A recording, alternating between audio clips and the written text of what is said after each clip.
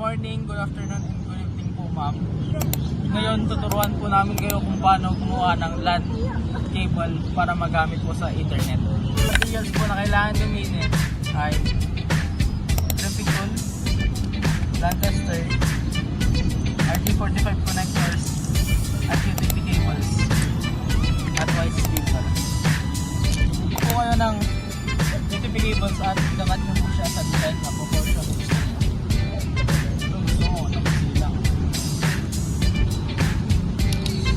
Tapos gagamit ko ng wire stripper para mabalatan yung UTP cable.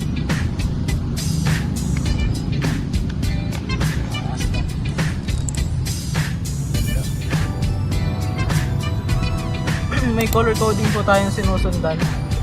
Ang gagawin ko pong color coding ay white green, tapos green,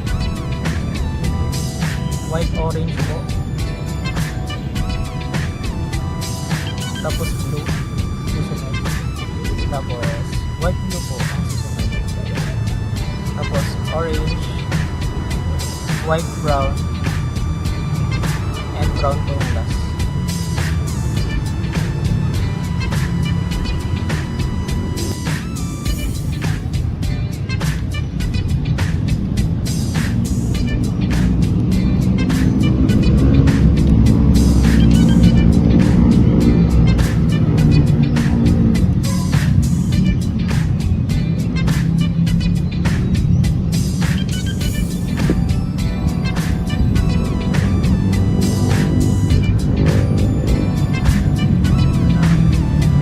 Tapos cut po natin para pantay.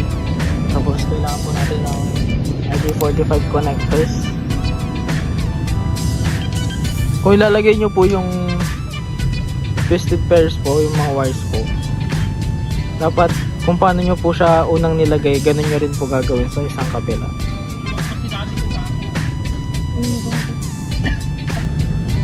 Pagkapasok po ng twisted pairs, gagamit po tayo ng crimping tool. Hawakan nyo po siya ng mabuti para hindi po matanggal.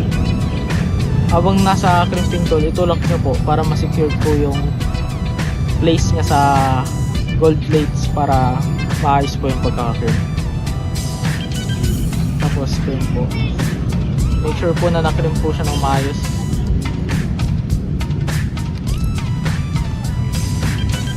Yan po yung side.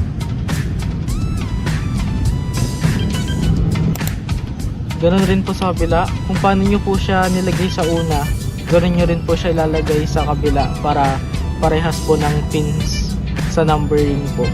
Para pag tinesting po natin sa LAN tester mamaya, okay. Ganun rin po. I-secure nyo po yung pagkahawak pagkapasok sa crimping tool. Itulak po ng konti.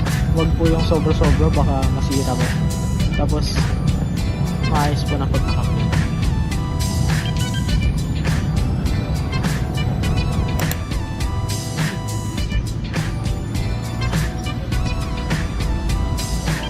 You can see po, umilaw po lahat. Nag-indicate po na success po yung ginawa natin.